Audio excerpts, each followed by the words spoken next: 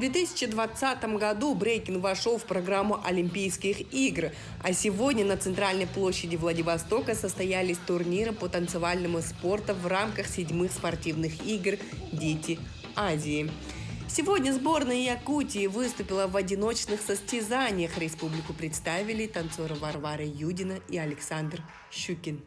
Мы уже начали работать уже плотно. У нас были отборочные в прошлом году в декабре, и именно по возрастной категории вот наши ребята, которые прошли отбора потом, и те, кто приехали сюда представлять нашу республику. Вот так вот. И у них были сборы.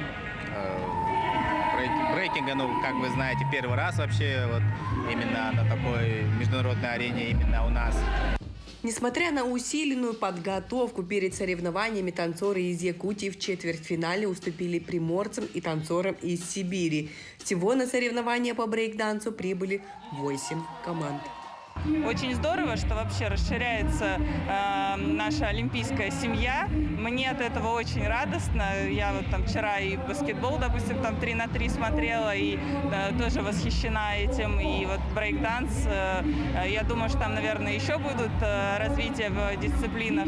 Думаю, что как раз-таки Дети Азии для всех видов спорта, которые включены, являются очень хорошим трамплином. Завтра соревнования по брейкингу продолжатся. На танцевальный корт выйдут для командных баттлов. А это значит, что у якутских есть еще один шанс показать себя и завоевать медали спортивных игр «Дети Азии». Лидия Гасанбалаева, Петр Васильев, Джулстан Иннокентьев, Владивосток.